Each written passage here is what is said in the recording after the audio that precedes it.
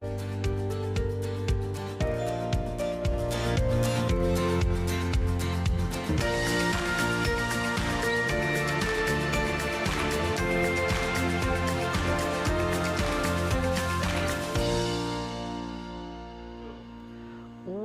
to Grey County Life. I'm one of your hosts, Mary J. Murray, and you might have noticed that Rhonda Brown is off today. And I have the great pleasure of introducing Krista McKee, who is the host of Rogers TV, Wandering Grey Bruce, and she is in the co-host chair today with me. So this will be a really exciting show because this is your favorite lifestyle magazine show on Rogers TV. Welcome, Krista. This is going to be so much fun. Thank you, Mary Jane. I have very big boots to fill today, trying to fill in for Rhonda. Well, yeah, and I'm sure her fans are going to miss her, but we have a special treat having you here today. Something different, yes. Yes, it is. Yeah. And we'll be looking forward to when Rhonda comes back in a couple of weeks, and she's off doing some fun things. Wonderful, wonderful. Anyway, so we have a really eclectic show coming up to. But before we get into inviting our guests onto the set, we have usually a few updates for our community. And you have a really special one that you want to talk to because you are into it up to your neck. I am. I was following on my Facebook account, and Grey Roots is hosting an absolutely phenomenal event that's coming up October the 22nd and the 29th. So mark it on your calendar. If you love getting out for Halloween and dressing up, this is the place for you to be. So from 10 until 4. So again, it's October the 22nd and the 29th. Now there is admission fees if you're not a member of Grey Roots, but it's ghosts and goblins, and they've dressed up Moorestown. So it'll be so much fun. I'm so excited. I want to take my grandkids. And I am going to dress up. Yes, I have a cool witch costume. Spoiler alert. But anyway, yeah. Yes, I've seen the previews of the witch costume, and it's fabulous. You did a great job because you made it yourself. Mm-hmm. Well, I'm kind of a Value Village shopper when it comes to things like that. So I kind of picked out some really cool styles and then kind of revamped them when I got home. Pulled out my sewing machine and I did some cool animal fur, and anyway, so I'm still looking for a nice bright orange broom. I'm not quite there yet. I want an orange broom, but yes, I'll find one. I think there might be a paint color at the local hardware store. True, yes, good idea, yeah. And there's also something else that's coming up, and so we're in the election series right now, a season, and of course the voting systems in various communities are different, so it's really important to find out what the voting system in your community is. And you are going to be engaged with the City of Owen Sound, and tell us about your role. Well, I'll be working at City Hall. It is a new system that they have, or it's the second time that they've had this type of voting system where you vote online or you call in and place your vote through the phone system. But it is very easy to do. If people are confused or need some help, the office at City Hall will be open October the 14th, so this coming Friday. We will be in the office at City Hall, or if it's not convenient for you to come to City Hall between Monday and Friday, 8:30 to 4:30, you can come to Heritage Place Mall. The city has a site there, and it will be staffed on certain hours, but they'll be able to walk you through the process and help you vote with a stylus pen using a tablet. And it's very easy to do. Please don't throw away your vote. You need to come and have your right to vote, and we're there to help you go through that process. So you can start voting on October the 14th, 24/7, right through to October the 24th, when the I guess the software program will close at 8 p.m. that day. But yeah, starting October the 14th, it's going. And I believe Georgian Bluffs, they've opened their polls now, and you can start to vote online, where the municipality of Meaford's just a little bit different. And yes, I live in the municipality of Meaford, but they're still using the paper vote, but they do have advanced polls open now at various locations as well, though they will be typically open on the 24th as well. Well, I've heard comments from a number of seniors that said that they don't have a computer. And depending on the phone that you use, some of those buttons are a little bit difficult to manage if you're doing the phone system. And they were talking about not voting at all. Oh. But we really, as you said, reassuring folks of all ages, yes, and all stages in terms of technology and phone systems and that sort of thing. Really, it's very easy, and because there are a number of support systems within our community to help folks. So it's so important to vote. Oh, it's definitely. So, and particularly in this voting season, with the competition that's out there, not as many people are being acclaimed, so that there is a challenge, and so every vote counts. Exactly, and they need to phone City Hall, or they just need to come down to City Hall or go to Heritage Place Mall. So that, please reach out. We're there to help you. Yeah. Well, please vote. Definitely. Please vote. Another little highlight that I have is the Big Brothers and Big Sisters have an announcement to make, and that is on September 24th. They had their golf tournament, and they raised $15,600. They're really pleased with that amount. And of course, they want to a big shout out to all the sponsors, all the players, and all the donors that support Big Brothers and Big Sisters. It's such an important organization in our community. Well, I think we're going to slip to break. Okay. All right.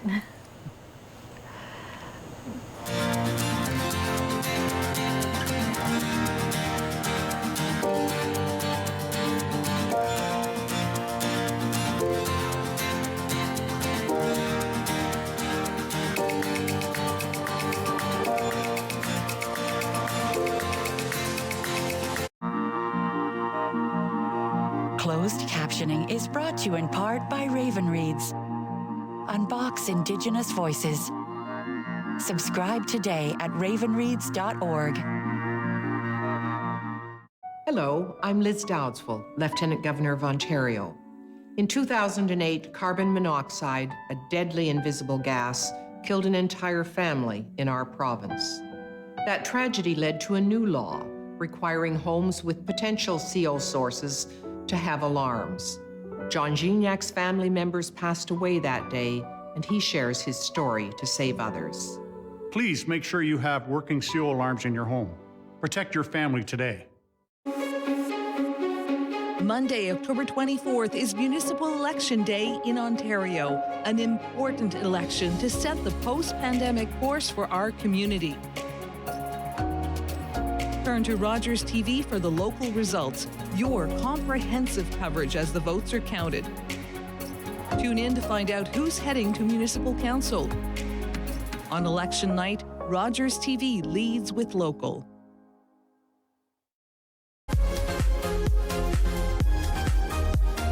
Hello everyone, your host Antoine Hashim here on the couch, and welcome to season 8. Yay! 8 seasons, and we've got a lot of awesome guests coming up, so keep watching.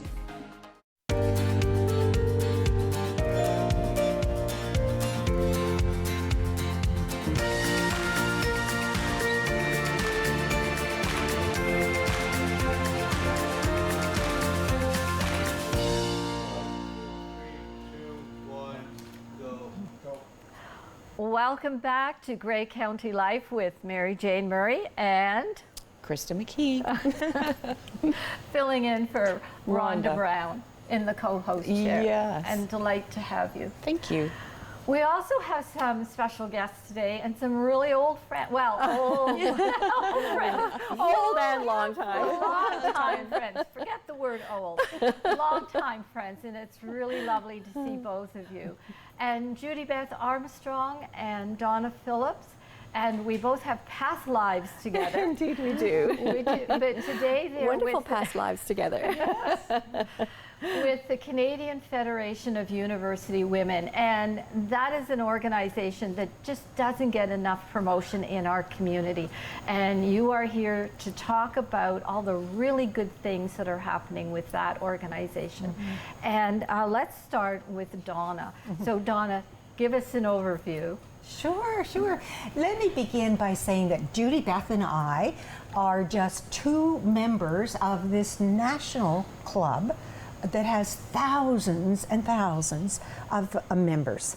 And it is called the Canadian Federation of University Women, but here at Owen Sound, our club does things our way. So, you know, we don't really feel that the level of your formal education is really what makes it or breaks it in terms of a successful life.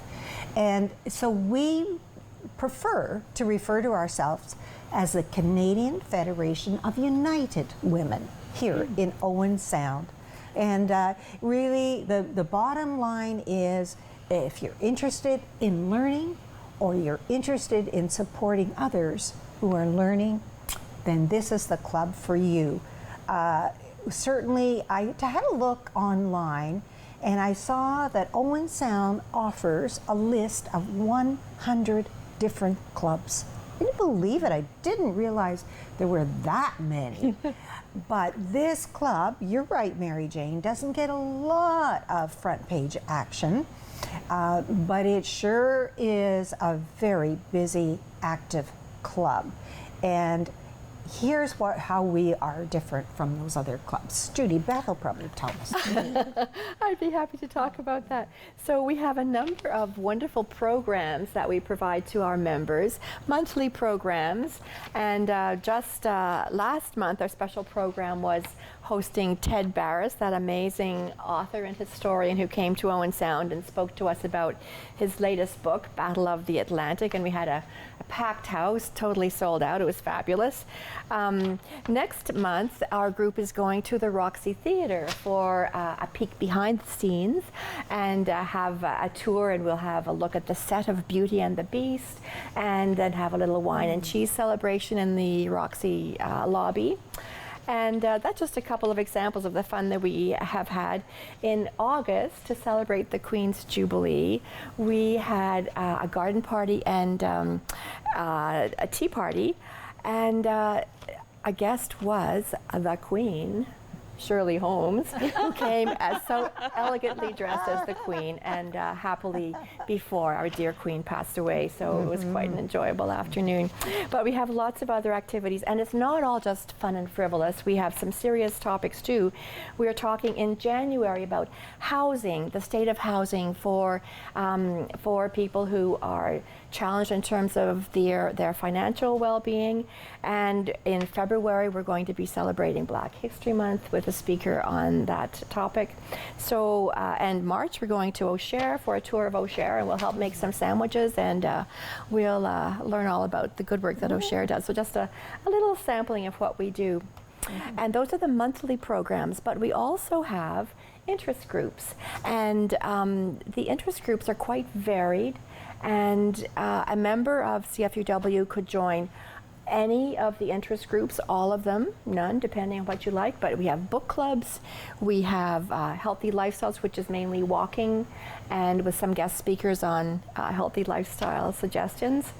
What else, Donna? Oh, we have Art Explorers. Art Explorers. And waiting out in the wings is a couple that we have just been chatting with, because indeed our Art Explorers go to different spots right here in Owen Sound. You know, this is a very artistic community. Indeed. And so it was interesting to chat with them, because we have certainly been exploring that At angle. Intersections At Gallery, yes. Yes, So we as well. would hope to do that another time with our interest groups. Yeah.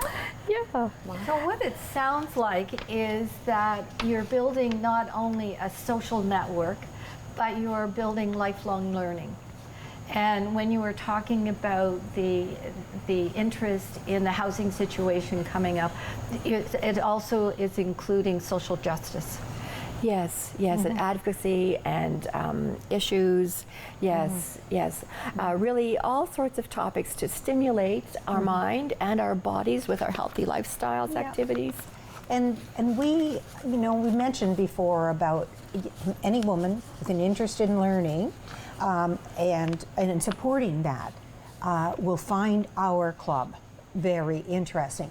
But what I wanted to say is, first, we have to learn what the challenges and successes are within our community, because we focus on issues that are right here in Owen Sound. So one of the things that we did to learn first, we went to visit REACH, you know, the adult support system for developmentally challenged. And we learned about that community and had a very fascinating evening listening and meeting those folks. And then sort of said, well, what more can we do for you? And spent the summer, some of our members, helping to design and develop, maintain the garden, their sensory gardens. Beautiful garden that they have now, which is lovely. Then we returned there another time to listen to speakers from another women's organization in this area, who are focusing on the needs of women who are newcomers to the area. My, were we impressed with these people who are really doing their best to learn what are the obstacles of coming to Owen Sound, we're talking about this local area, as a newcomer, maybe with a different language, all kinds of issues, maybe bringing a young family that needs to go to school. It's a wonderful club. That was a fascinating program. Wow. I noticed I was looking at your website, and I also noticed you offer scholarships. Yes. That's something that's really undersold. And that's something a lot of kids don't know about what scholarships they can apply for locally. No, that's right. Now, the scholarships that our CFUW group give, and we have given for many, many years, we've given tens of thousands of dollars over the years that we've been active in this area. We give the funds to secondary schools and to Georgian College, and then those institutions determine which women are the most deserving of the scholarship each year. But typically each year, I believe it's $4,000 or $5,000 that we give all together to each of 5 institutions, and then they divide that among the women that they believe are most deserving in post-secondary pursuit.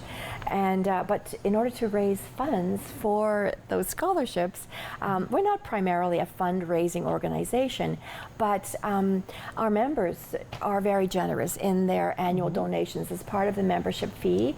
There's a little line on the form that we all fill out saying, and I'd like to also give to the scholarship fund. So we do raise quite a bit of money that way.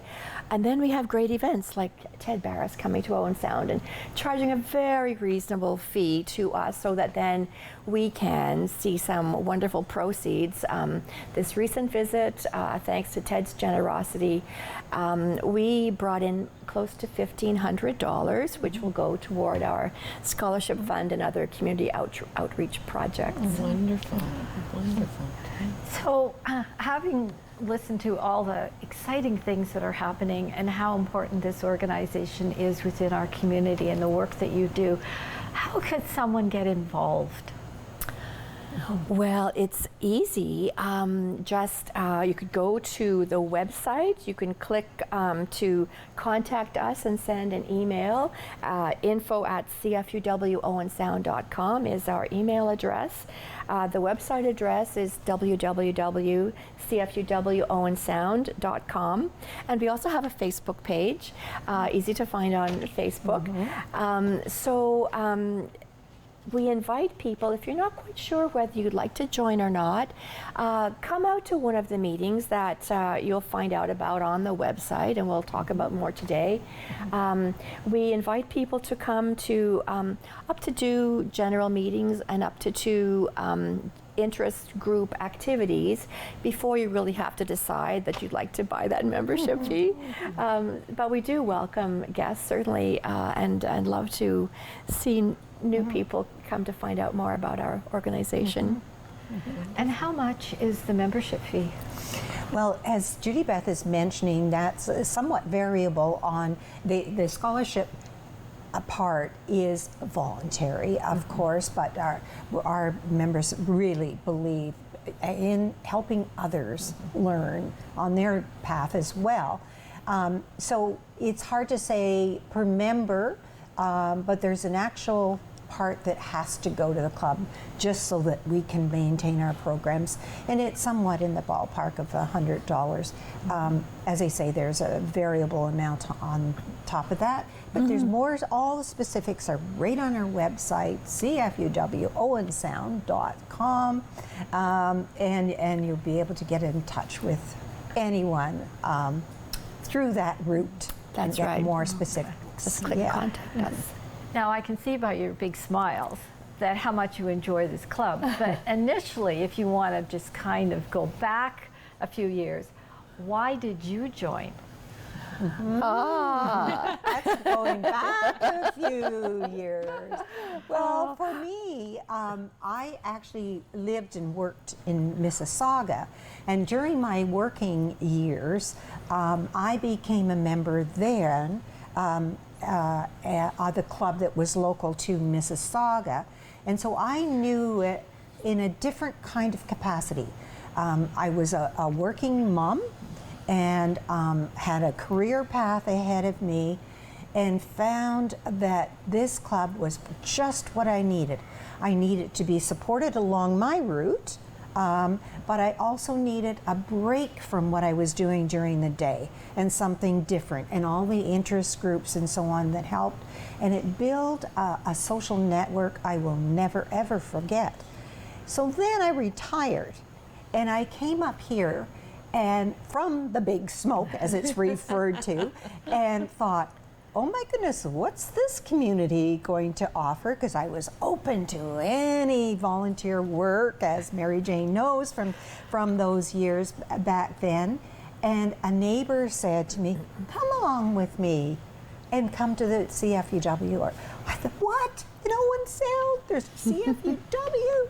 Now, it's because of folks like Judy Beth that there is CFUW. Let her take over from here. Well, my story is a little bit different from Donna's. So our local CFUW club was founded in 1990. CFUW National was founded in 1919. So it did take a few decades for Owen Sound to create its own CFUW, but it's because of amazing women like Nora Egner, who had this idea that we need to have a CFUW club here in Owen Sound. And Nora Egner, being quite a regular library patron and also good friends with another library colleague, Joan Hull, just decided that Joan Hull and I should really be among the founding members of CFUW. So, of course, yes, that is what happened. Never say no to Nora Egner. But thankfully, we all scooted off to those early meetings, and CFUW Owen Sound was formed. And I've really grown to appreciate this club so much because of the amazing women who have such a wealth of knowledge and background, and just getting to know them during the general meetings, but even more importantly, during the interest group activities where you can really just sit beside someone and have a chance to talk, or as we're out hiking together, we can have a chance to get to really know each other. And then there are other interest groups that are so fascinating. We mentioned the book club, and we mentioned the healthy lifestyles. Well, there's the gardeners group. There's a group called Women Who Wonder, which is a discussion kind of like a book club, but the women who belong to this watch a couple of informational videos beforehand and then meet online through the glories of Zoom and talk about the documentaries that they have watched and get some discussion going that way. So that's really something quite amazing. During the whole COVID experience, We kept going. we kept going. And we learned how to use Zoom. We learned a lot more about our computers than ever before. And I think what Judy, Beth, and I are trying to say is that our group caters to, because of its very high variety of programs, the venues and the times, that we cater to women who are working as well as women who are not working. We have women in our club own their own businesses. We have women in our clubs who used to be really, professionally involved and are now in retirement years. So the whole spectrum is there, and we offer what we can to everybody. Absolutely. Daytime programs, evening programs, quite a good mix for everyone. That is a wonderful mix. Oh, yes. What I particularly like is that you have taken the foundation of the Canadian Federation of University Women and you have made it significantly ours own sound. Now, I think that's very typical of people in this area. Yes, both of you know that. We'll put our stamp on it and make it our own. We can Owen be Sound, Grey rebels. Bruce. But I think that speaks to the spirit of our community, the sense of engagement, the sense of community spirit, and the sense of community engagement. That's what I meant, community engagement in terms of supporting women. Now, did I not somewhere along the line read that there was a promotion for elect her in terms of... Oh, yes. Yes. Yes, we have worked fairly closely with that particular organization. They have come to talk to us. We also just individually, individual members are quite supportive of that organization, and always like to make mention of what their offerings are on our website and on our newsletter. So I coordinate the newsletter. Donna and many other members contribute information to the newsletter, but we have a monthly newsletter which is just chock full of all kinds of wonderful activities and upcoming events for our various groups, and also community activities. So, for example, Neighborhoods North, which is a group near and dear to our hearts, Krista. We like to promote information about activities coming up there, the tree planting, the tree mulching, the Grey County There's grass. So much. There is so much. So Yes. thank you very much, ladies, for coming today. We're running out of time. We're running out of I'm so time. sorry. CFUWOandsound.com. Thank you so much. I'm sure right now a lot of you feel like you aren't able to be who you truly are. What's most important, more important than everybody else knowing who you are, is that you know who you are. As a young person, time moves slower for you. And just know that things will get better. It Gets Better Canada is a registered Canadian charity with a focus on uplifting our queer youth through the power of digital storytelling. As a Two-Spirit person, I use they, them pronouns, but that's not the case for every Two-Spirit person. There are so many voices out there that we didn't have 10 years ago, 20 years ago. No matter what your mind tells you, you really are perfect the way you are, so stop beating yourself up so much. I'm gonna be a boy in a dress, because why not? Your identity is explosive. We all have our unique journeys, but one thing that connects us all is the desire to be happy, the desire to celebrate being our authentic selves.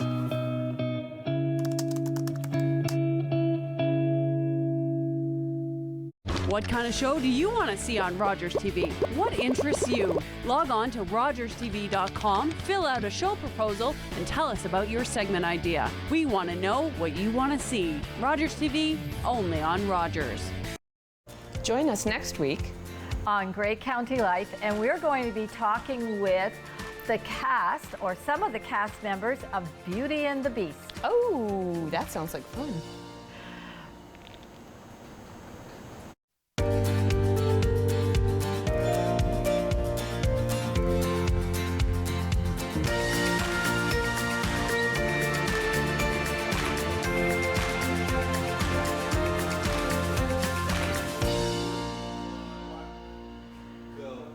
Welcome back to Great County Life. We had such an exciting conversation with the women from the Canadian Federation of University Women, and we sort of rolled over time. There is just so much. So we've invited them to come back another time to promote their organization. And so I'm Mary Jane Murray, and along with Krista McKee, filling in for Rhonda.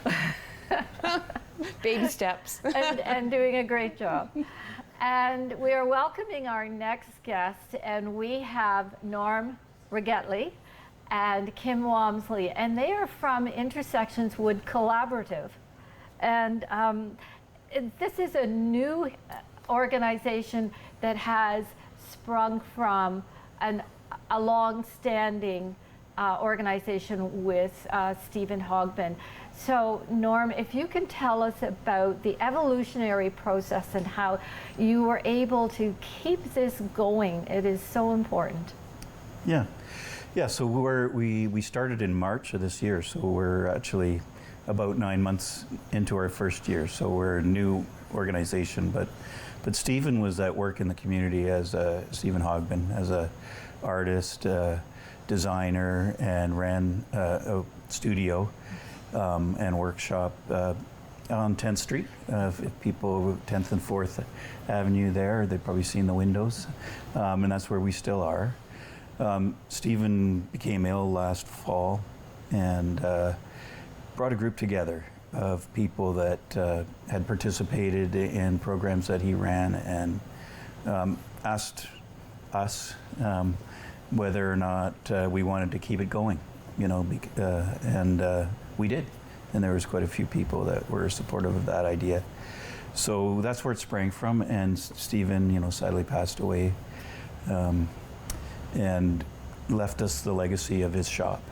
So we started with a good foundation, and since then we've got to the core of some of the programming that Stephen offered, which is classes and workshops for wannabe woodworkers and sometimes experienced woodworkers who are wanting to learn new skills. So we try to network woodworkers so they can learn from one another and from people that are more experienced than them. And yeah, that's essentially what we're doing. And so we have a membership base now, and we're a nonprofit rather than an individual proprietorship like it was under Stephen. That's nice. The evolution, really. Yeah. Nice. And Kim, how did you're a board member, how did you become involved? Well, I got a phone call. Darn phone. Isn't that how it starts? But I had taken some courses over the number of years, both in the mostly in the cabinet making line and the tool making and using line. And then when Norm called me and asked if I was interested in being a volunteer, I really was, because I think my experience was so positive, and I thought it was very important that we carry on the legacy of him, and also to give people the opportunity to come in and network and to create beautiful things.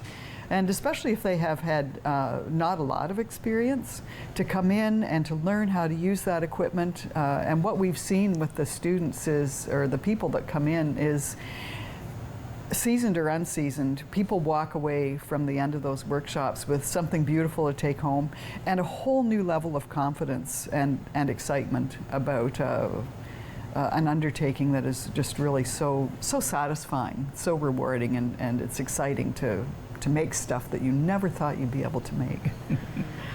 There's something emotional and tactile in working with wood. Absolutely. Norm, is that your background in working with wood, or? I'm probably much more of a beginner woodworker than say, Kim. I consider myself not very, competent, but I love it. I have made things, and I like making things, and then that's the process of thinking through what you're trying to do, and every object that you make is different, has different processes. So for me, it's that process that is engaging. So it is absolutely tactile, and my house is full of beautiful wood things, many of which I couldn't make. I was really impressed that it gives you a base foundation by going to those workshops, because not everyone can run out and get tools. Absolutely. That's right. The tools that Stephen has in his workshop are thousands and thousands of dollars. So that's where it's really good to get a taste of and be able to come home with something that you can proudly set in your living room and say, I made that. And not everyone has the space either for a workshop, and to be able to come in. We sometimes have people say, I'm working on something, I need to use your planer, your joiner, and I need a little help about, I can't figure out how to put this together. And so there is that ability to come in and just consult with somebody. I mean, I'm a bit of a DIY junkie, and so when I was redoing the kitchen, what I really wanted to learn was how to do a more sophisticated job of redoing our cabinets, because I was a bit of a chainsaw carpenter, I guess you'd say. Yeah, that's right. And I wanted to get a little, better finish. Yeah. And there was just so much to learn with one of our instructors, is just an ace cabinet maker. So it was very helpful. Wow. And people are so, they're very good with starting with where people are at. So if you know nothing, they tell you how to turn on the saw and how not to cut your arm off. Nice. And if you've done a lot of work, they'll tell you how to get just that right angle and that beautiful fit, and how to glue stuff so it'll stay together and not fall apart in a couple of weeks. And the boards are only so long. I have cut so many angles, and that board keeps getting shorter and shorter and shorter.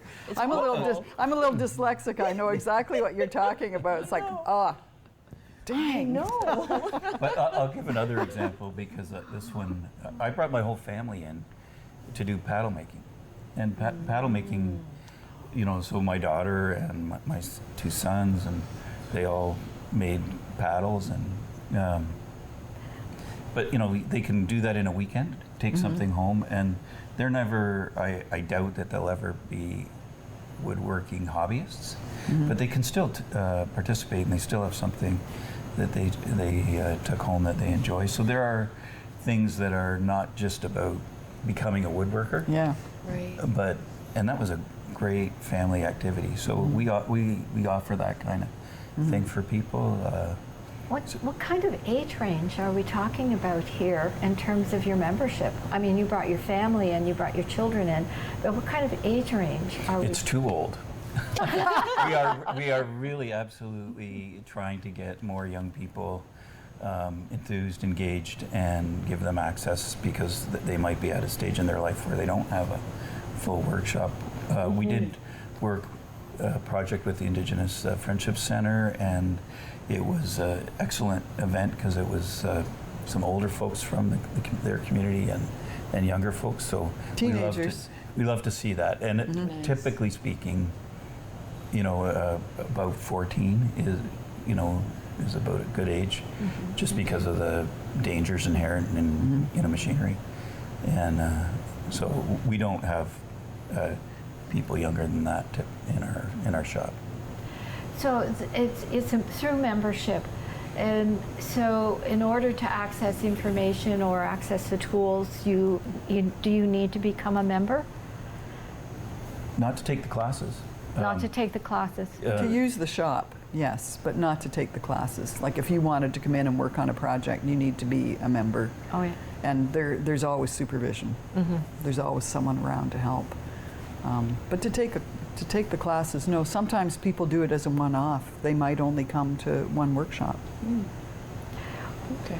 So it's not a huge commitment to Taking a workshop is not a commitment to being a member. Right.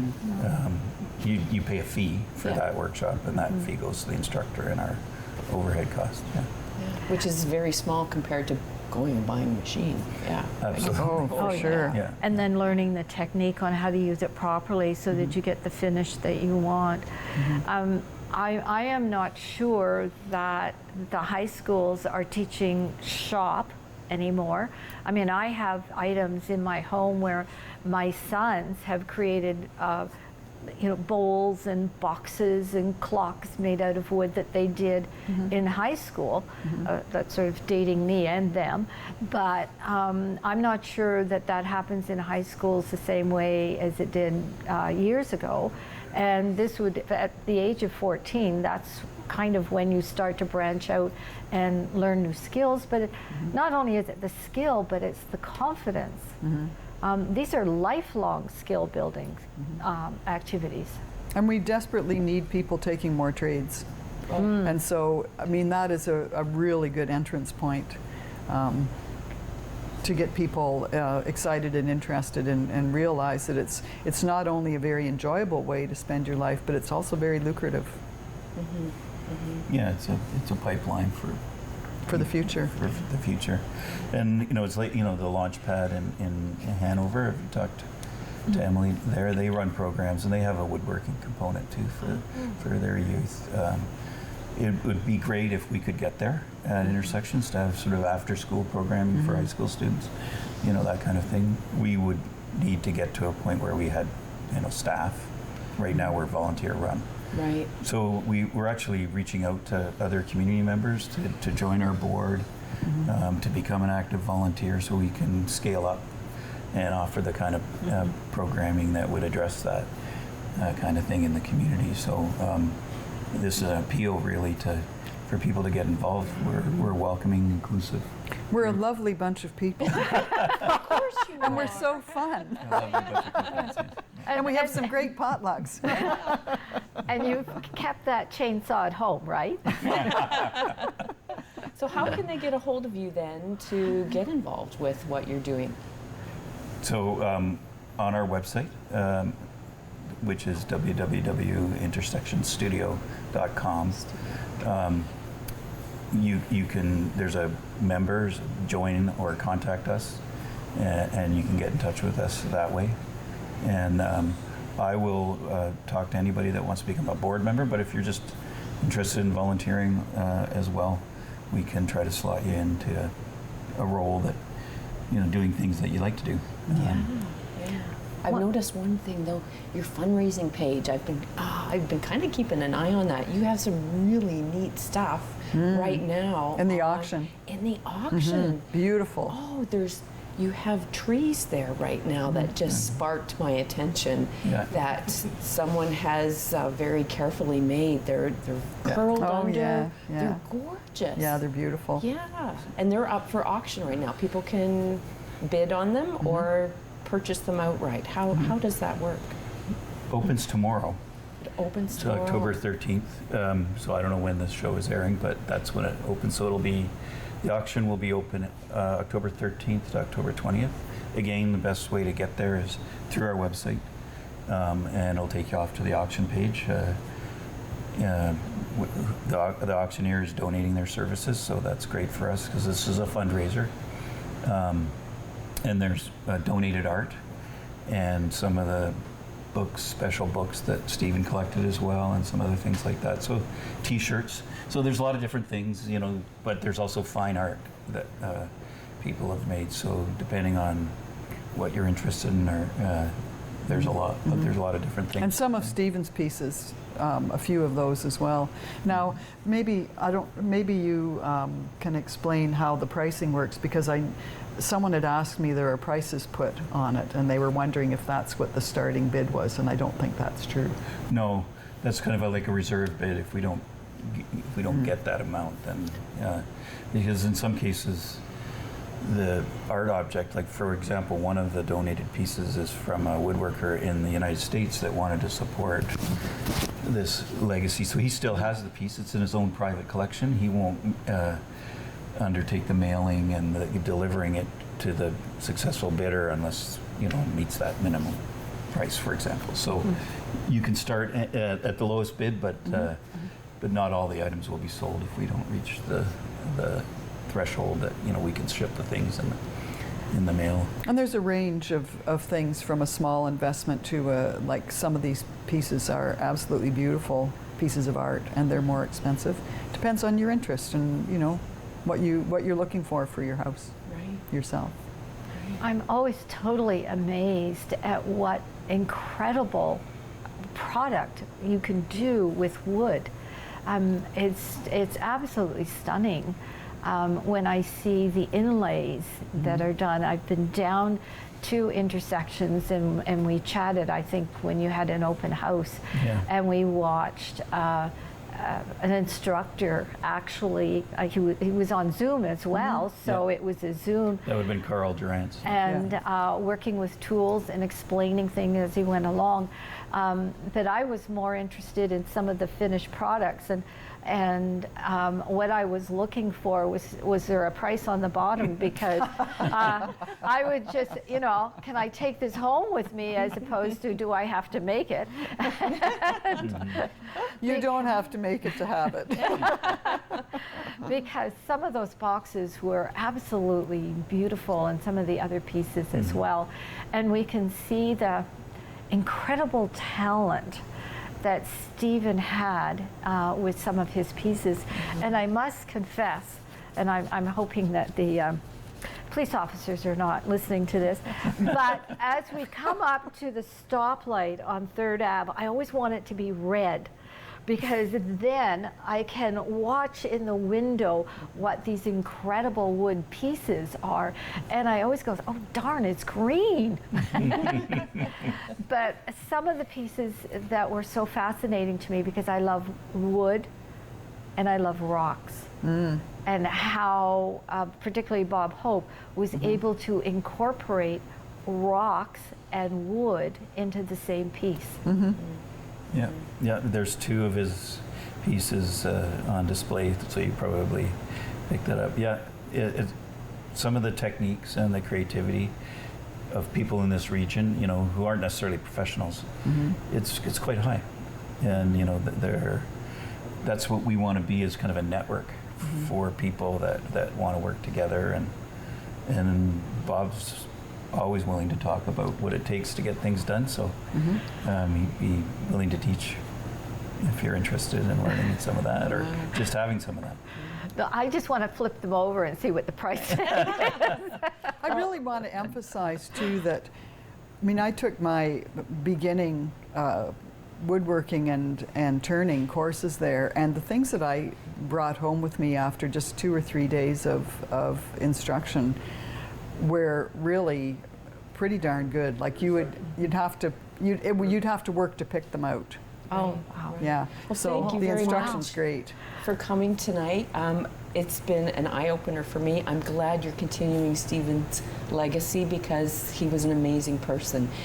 So yeah, I'm going to check out those workshops that you've got going on. I did see a table workshop there, so you've sparked my interest again. So thank you for coming. Excellent. Oh, we.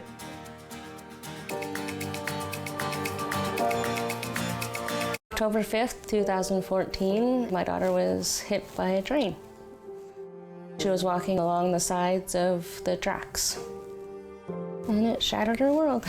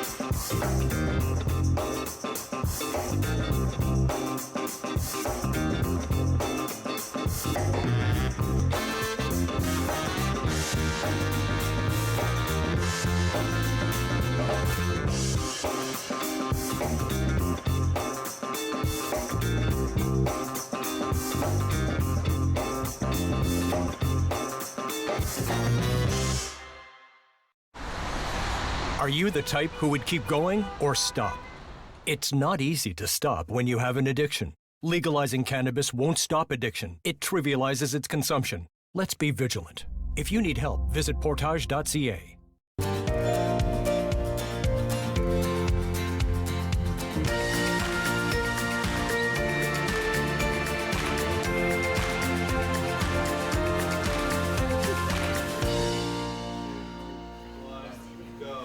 Welcome back to Grey County Life, and it's our adorable Adoptables segment with Renee and Bramble. Bramble. Bramble. Bramble. I keep calling him Rumble because it seems to be more appropriate. It reminds me of like a little wrestling match with this guy.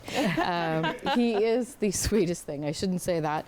He is a 2-year-old neutered male golden doodle. He's got a really bad haircut. I'm sorry, my friend, you do. So it's very hard to determine what breed this is. But I am assured that when his hair grows back, it's all sticky up, Fraggle-looking, puppet-like, probably really adorable. Good news is non-shedding.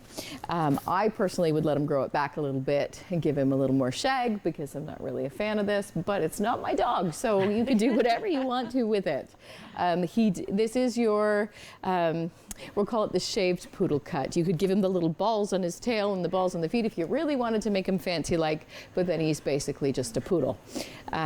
The poodles were crossed with the labs in the hope of making a non-shedding lab.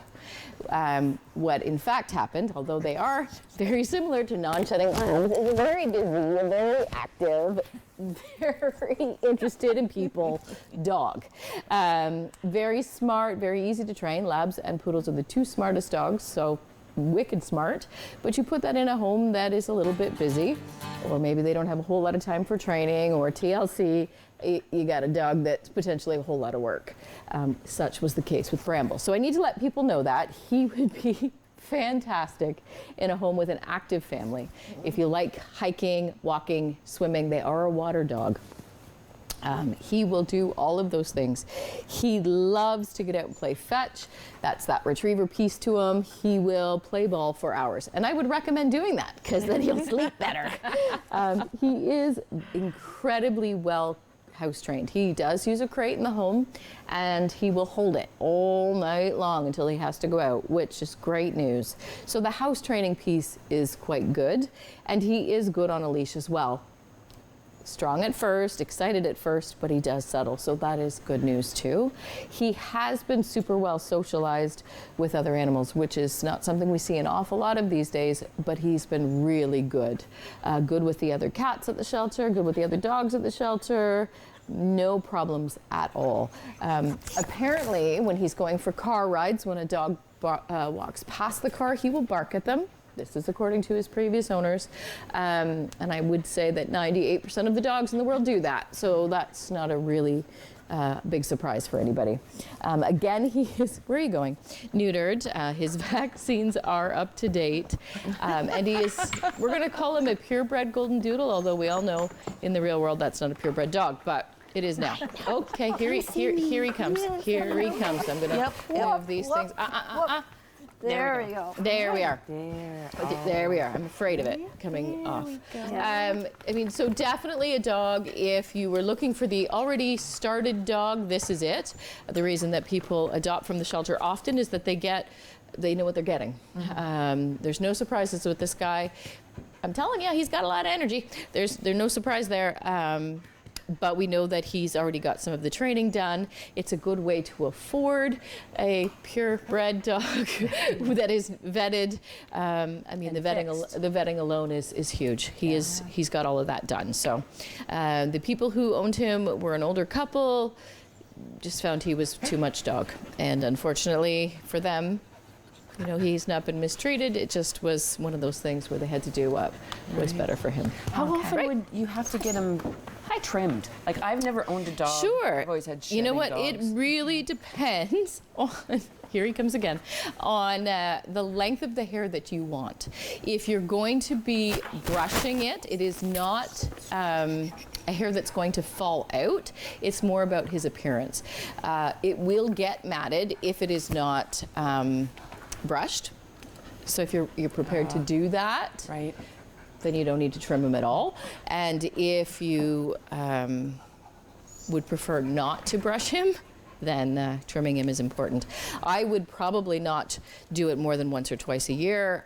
If it were my dog, I probably wouldn't do it at all, but if I was going to, I would do it seasonally, maybe before the summer to let him have a little bit of a cooler coat.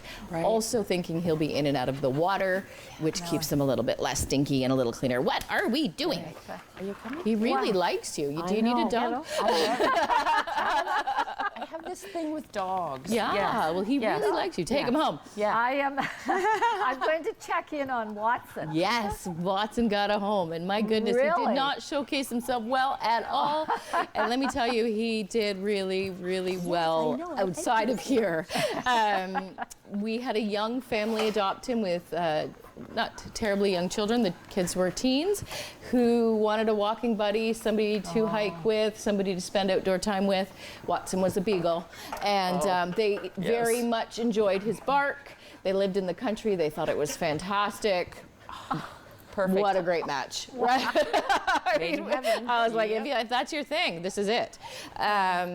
They came up and had 2 visits with him, took him for lots of walks, spent lots of time with him. He fell in love with them. They fell in love with him.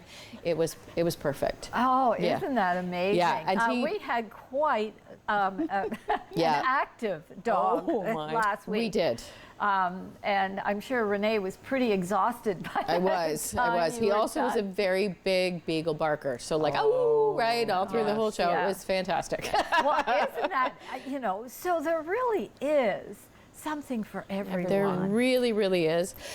We have people who adopt because it's something they've been always looking for, and we have people who adopt because the animal really needs them.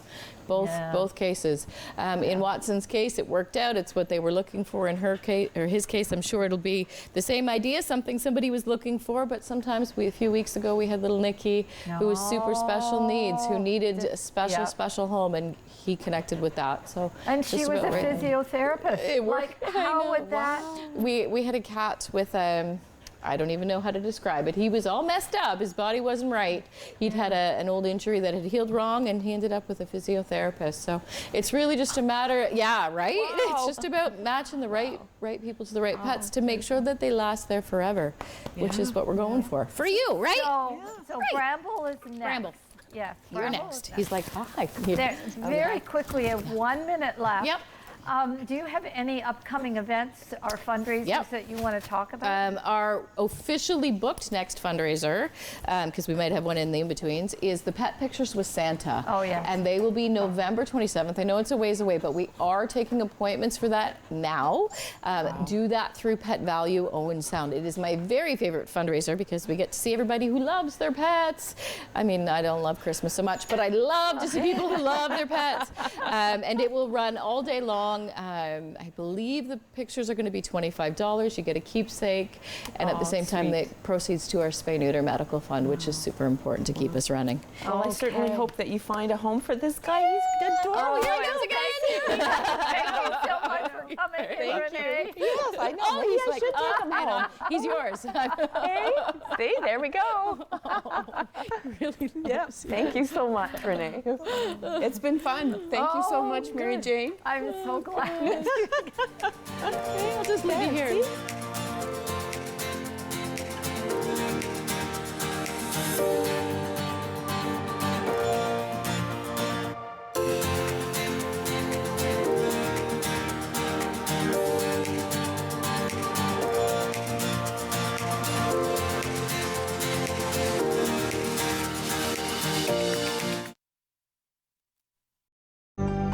Call the Rogers TV viewer response line, email us, or connect with us on social media.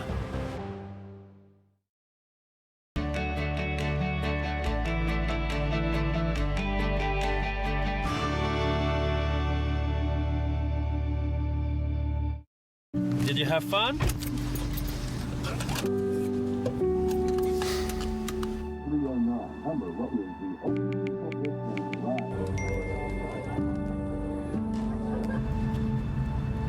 Check this out.